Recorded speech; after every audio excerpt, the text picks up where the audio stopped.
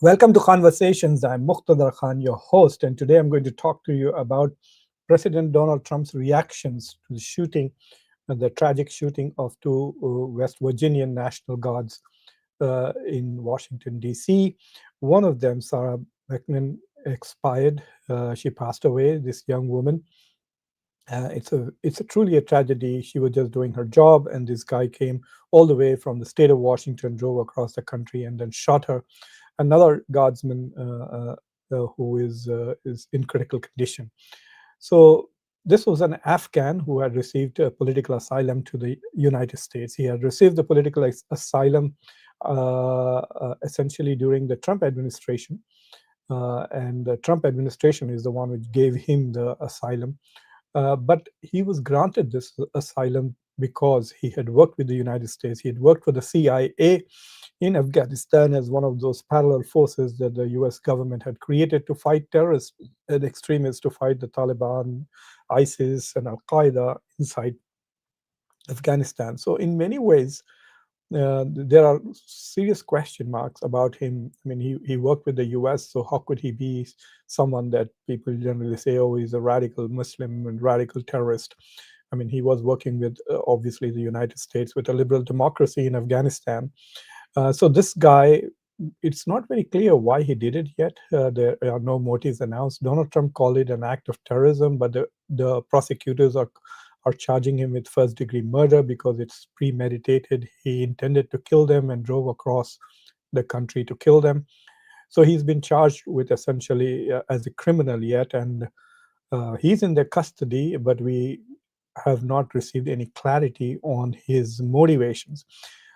But anyway, we'll see as the law progresses, we will get a better idea of what he intended to do, whether his act was terrorism, was it a mental health issue, or what was the reason why he had to drive all the way to Washington, D.C. and shoot these two National Guards people.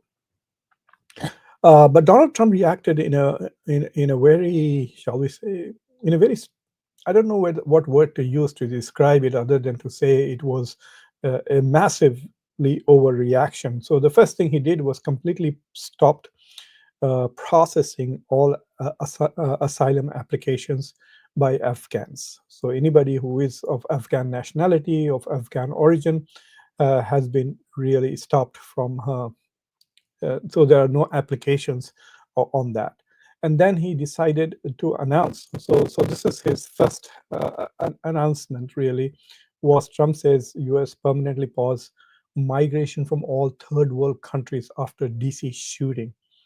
This is incredible. You know, he says that from all third world countries, and of course he exempts India as well as Pakistan. Uh, Actually, not from this. He does not exempt India. He had another announcement. Let me share that with you. He says, has all asylum decisions after National Guard shooting. And then he made another announcement where he said that people who have green cards from 19 countries, countries of concern, their green card applications will be thoroughly reviewed once again. So basically saying that if there are people who are anti-America, whose culture and values do not fit into a Western civilization, will essentially be, I guess, cancelled. I don't know what they're going to do, but they have announced a review of over a quarter million green card applications by people from 19 countries of concern. Most of them are from Africa and countries from where travel has already been banned in the past by Donald Trump. But he has exempted India as well as Pakistan from this particular evaluation of green cards. But this particular announcement is the announcement that I want to talk about today. And I find that quite interesting and perplexing. Trump says US to permanently pause migration from all third world countries. So the steps that he wants to take is that he wants to stop migration from third world countries. He wants to check all people all over again.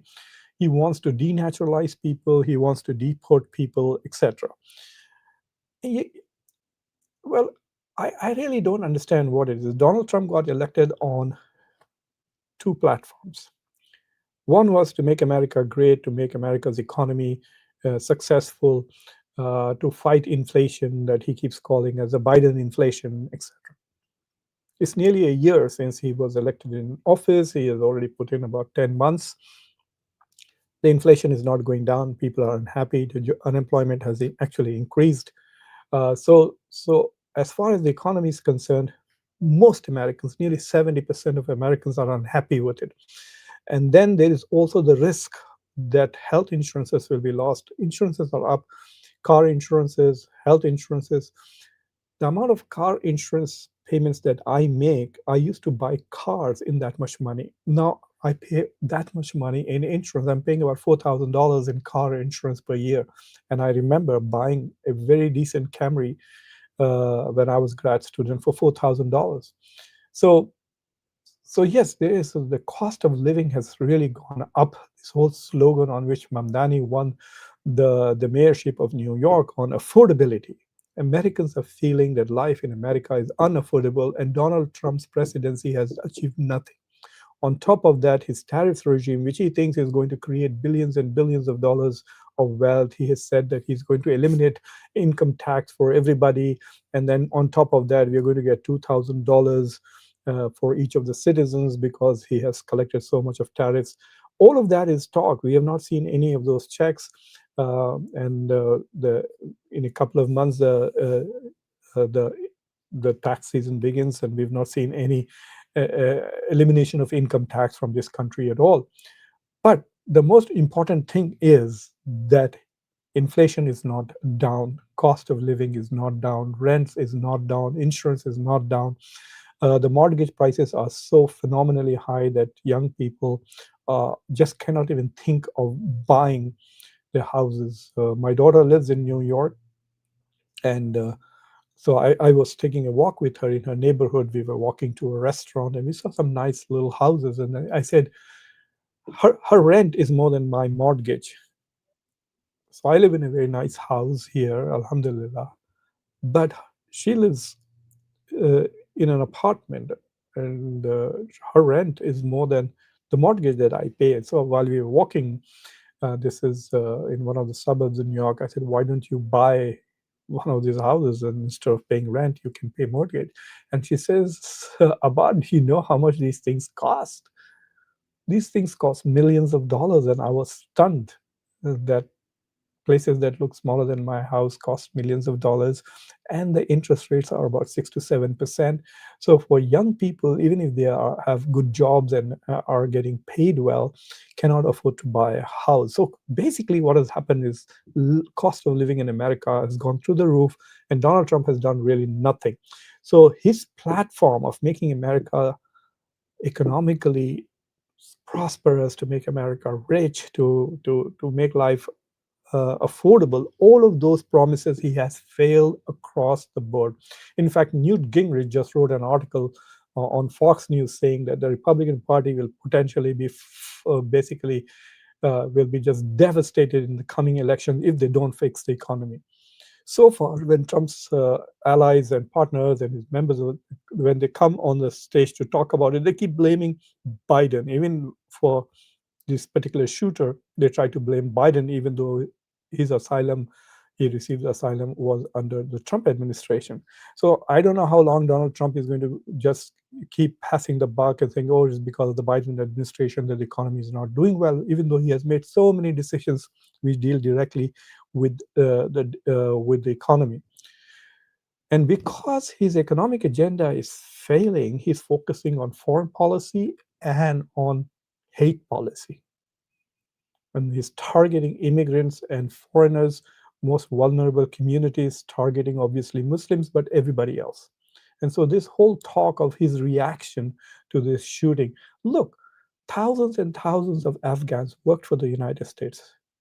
They worked with the US and became US allies and fought with the US against the Taliban.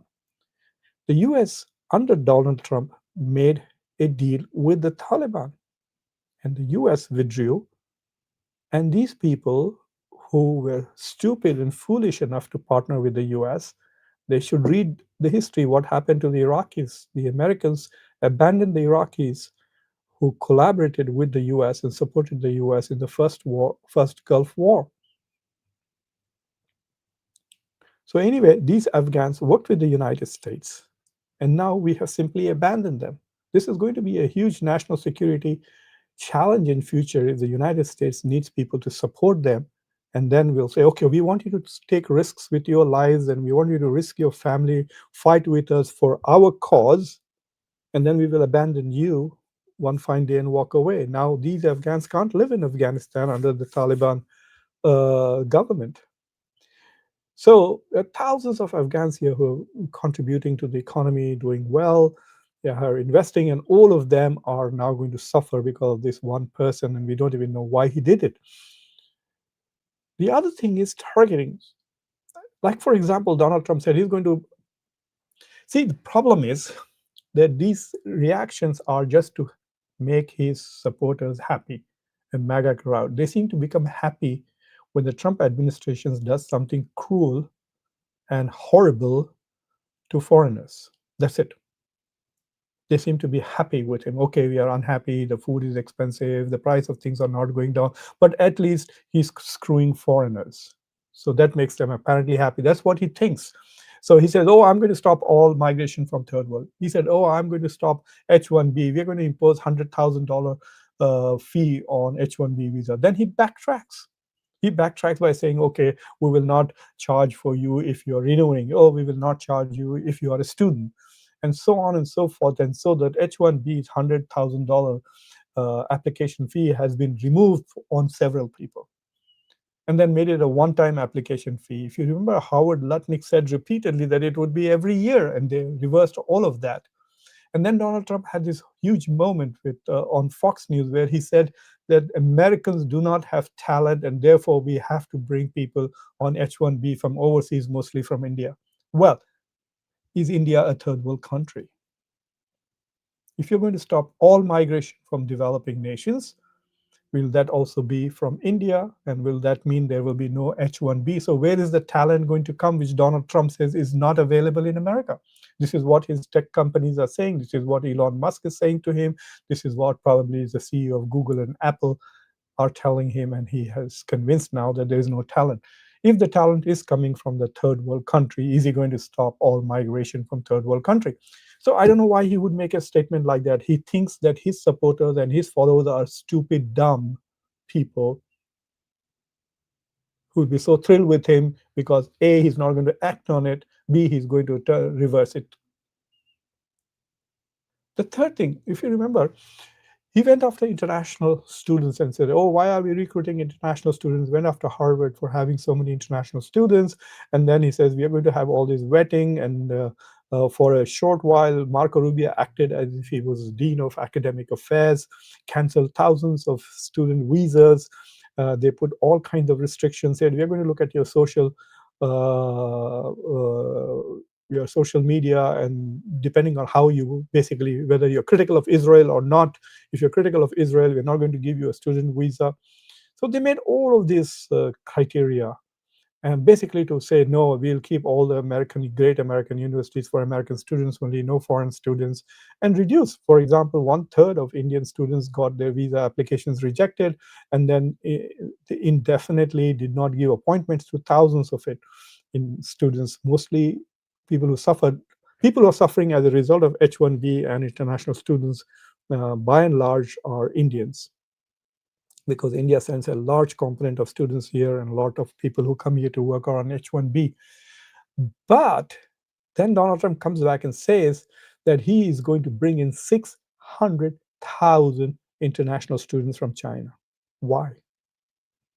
He just announced that last month. 600,000 international students from China because American universities are suffering. So if American universities are suffering, he doesn't want American universities to collapse. He wants foreign students to come here. Great. Aren't they coming from a developing country? Aren't they coming from third world countries? Are the Chinese students compatible with Western civilizations? Because once they are here, they will automatically be eligible to apply for H1B according to his rules, will not have to pay $100,000 application fee. And you know what? There are 20,000 H1Bs for students who graduate from the United States, and they won't be paying $100,000 fee. And most importantly, Donald Trump, one of his dream projects is this so-called gold card. So you have to give something like $5 million, and you will get a gold card. So it's apparently better than even a green card. So basically, it's like buying a citizenship. There are many countries now who are selling their citizenships or selling their permanent residencies, and given the rise of authoritarianism in most countries, people who can afford it are looking at alternatives or to have like a second citizenship.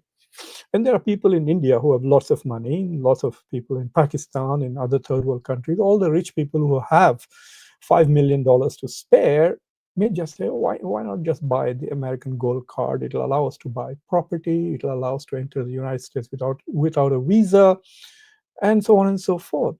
So now, if people from third world countries are willing to buy the gold card, will Donald Trump say no?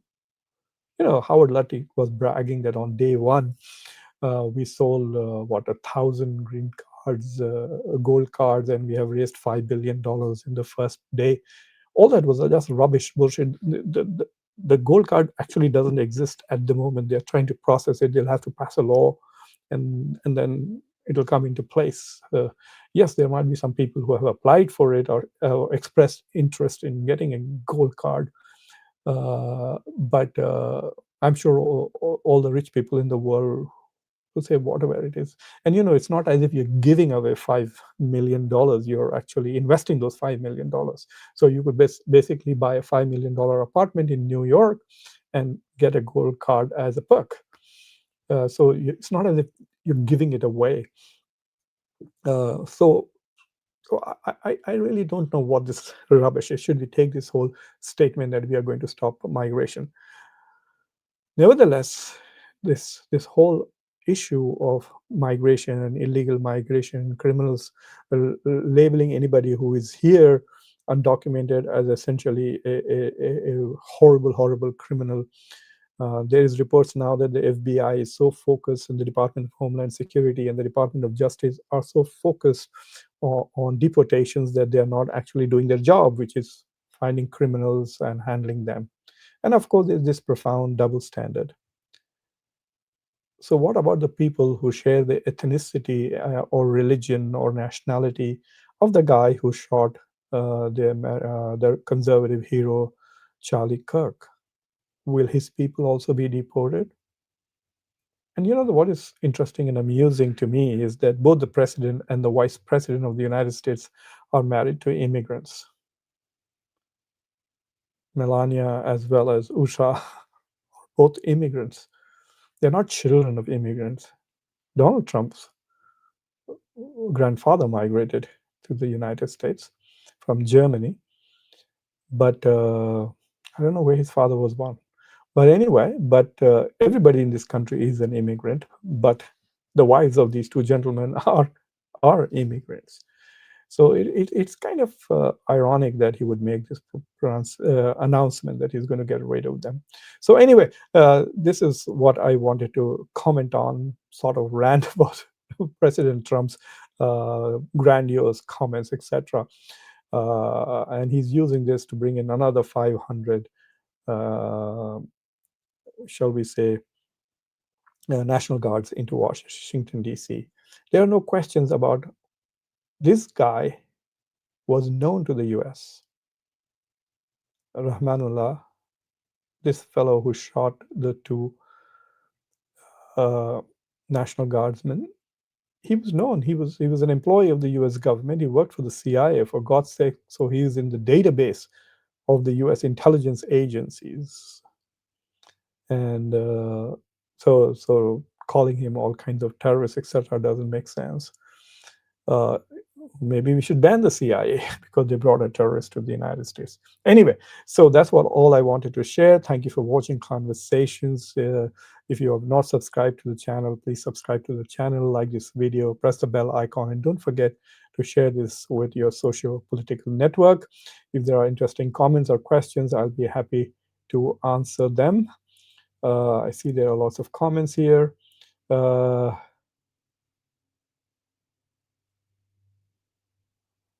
Sunny Singh, well, he used the word, so it's up to you to decide.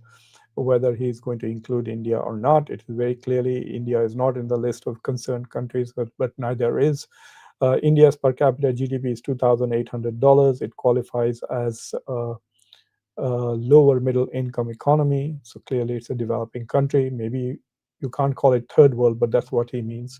But India is the source of the largest amount of immigrants to the United States these days, both legal and among illegal. There are one. India is the third biggest source of undocumented migrants to the U.S. Now there are about 700,000, according to various government estimates, who have come from India to the U.S.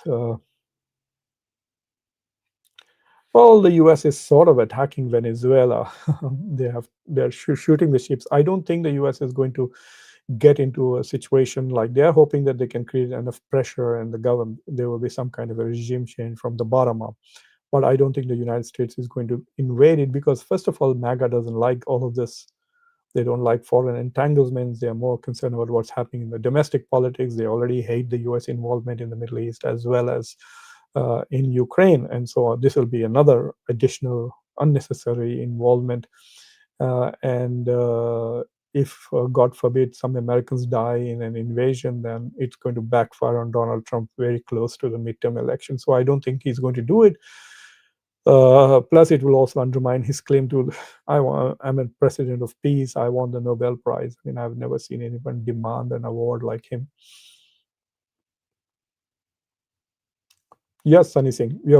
This is exactly the point. He wants to distract from the failures, the economic failures of his administration. Yeah, and Argentina is another. I mean, it's a very nice place. I spent 2 weeks in Argentina teaching as a chair of American foreign policy at a very nice university in Buenos Aires. But it's a failed economy, and the US is trying to resuscitate it only because the president is like Donald Trump, President Milei of Argentina, hardcore Zionist. That's why we're giving away $20 billion because he says he supports Israel. But this guy, Argentina, you must remember, reduced the prices of soya beans and started selling them to China and hurt American farmers. Yet the US is trying to save him. Mm.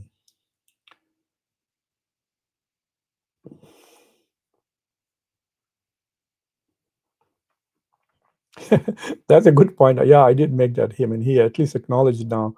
It really upset MAGA, and I mean, I saw that interview where he said it, and I could see the host. I mean, they're all big fans of Trump, and they're all afraid to be critical of him. But she did look quite upset. So Laura, whatever her name is,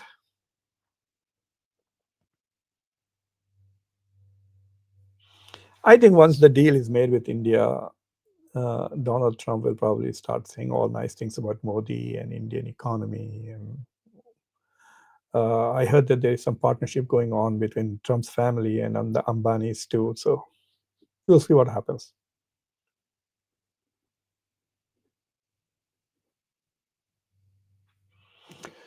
I don't know why Taliban would offer India the Bagram airbase. This would create a huge problem, not only for Pakistan, but for the United States too.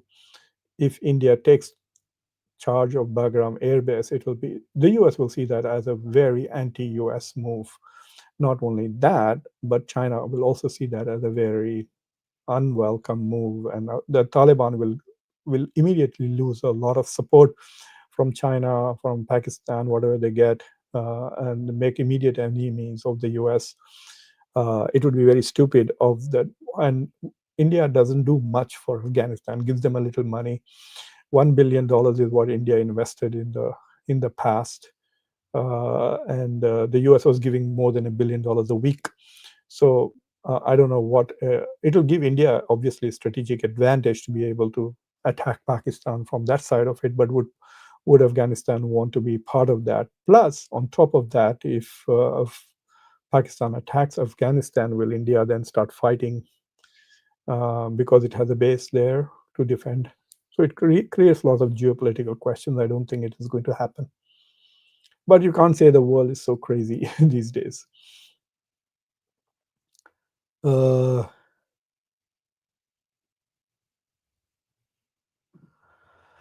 Sunny, I don't know what the deep state is. Yeah, the deep state allowed Trump to win elections. The deep state allowed Joe Biden to win elections.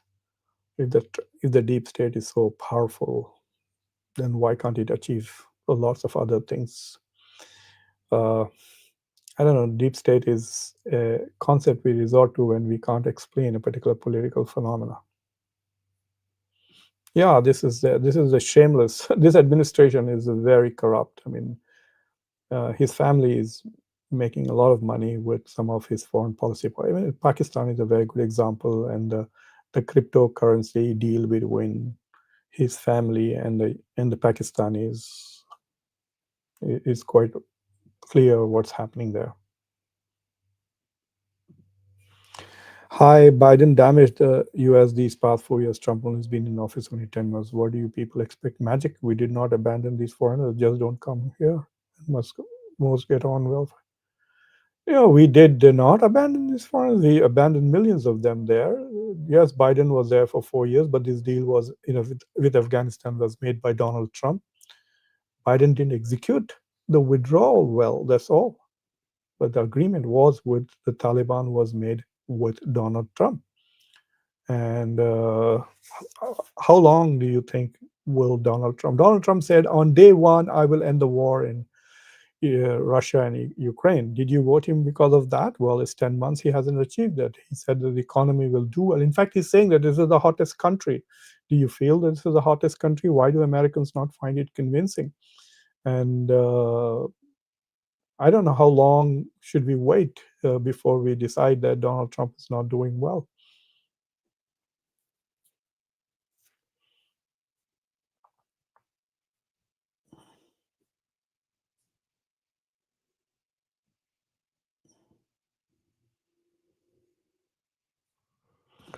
That's a very good question, Hanley. Why not stay in your country? Most of these countries have been invaded by the United States. Why did you go to Afghanistan? Why didn't you stay in your own country? We went and invaded all these countries. We colonized all of these countries.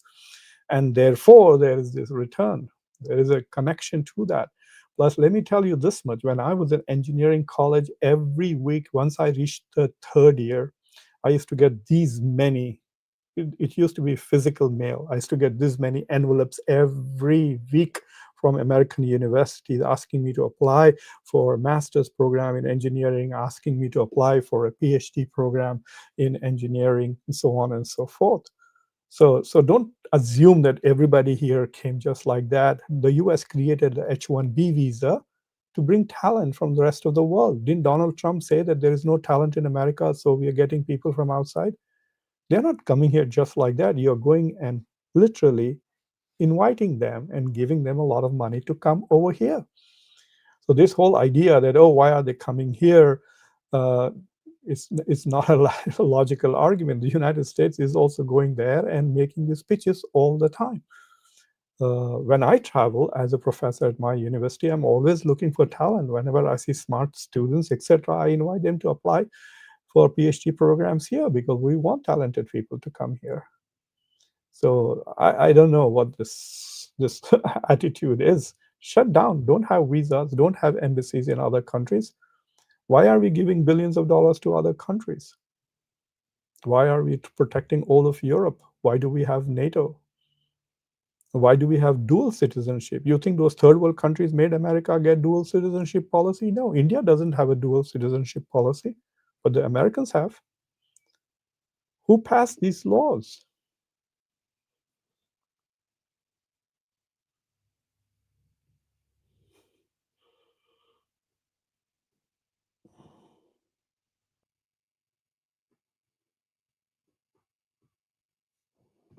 Oh, this is a very interesting question. Marjorie Taylor Greene's resignation is very interesting. She's basically she's highlighting the tension inside the MAGA. Donald Trump said America first, but since he became president, everything he's doing in the Middle East is all Israel first. Everything is doing, giving away billions of dollars. When Saudi prince came here, he behind doors tried to pressure him to recognize Israel. What are you, like a paid agent of Israel? So they are very upset.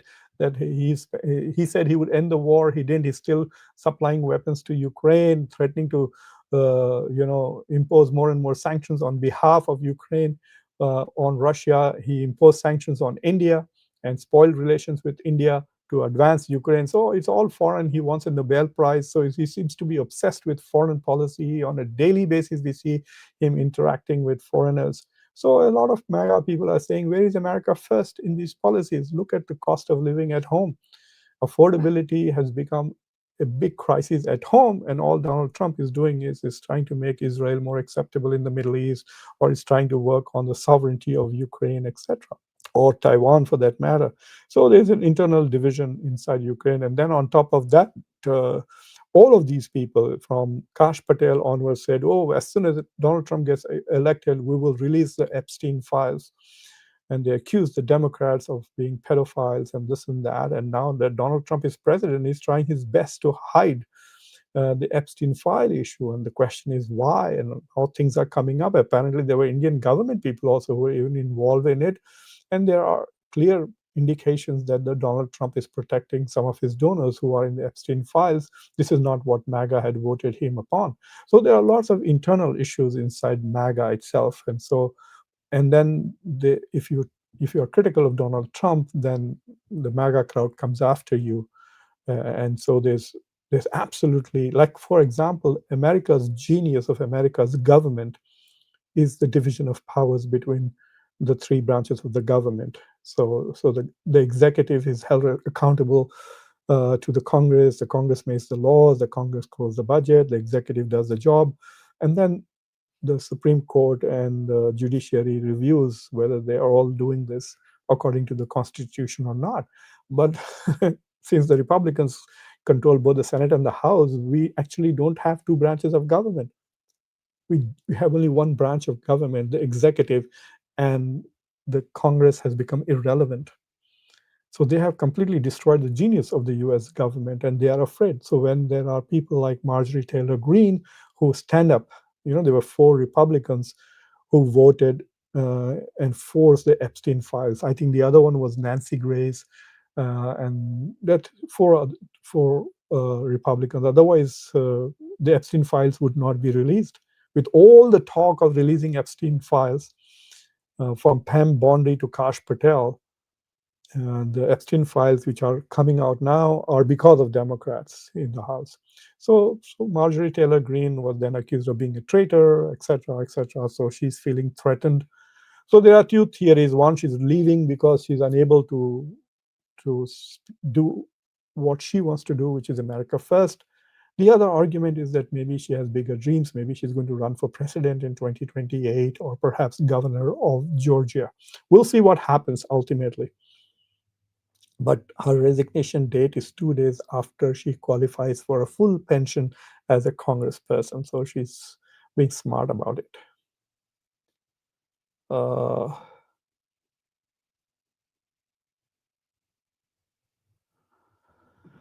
India has already done that. Go and read my article in The Diplomat about how India has preemptively bent the knee. So when Narendra Modi came to the United States in February, he had already reduced tariffs on many goods. India has now stopped buying Russian oil. India is now also going to buy some soya meal, not soya beans, but soya meal. And so, yes, India has already bent the knee to Donald Trump in many ways. Anyway, thank you for watching Conversations, and please subscribe to the channel, like this video, share this with your socio-political network. Until next time, I'm your host Muqtadar Khan, and my next video will be on Putin's visit to India, and I also have something to say about what's happening in Ukraine. So please stay tuned. So what's coming next? I did publish an article yesterday in Frontline magazine, based on my visit and my tour of East Asia. I went to Hong Kong, Shenzhen, Beijing, and Seoul. So please read that article. You can read it on the posts on the YouTube channel. If you're watching this on LinkedIn, I have already applied a link to that. So thank you for watching. Until next time, I'm your host Muqtadar Khan. Take care.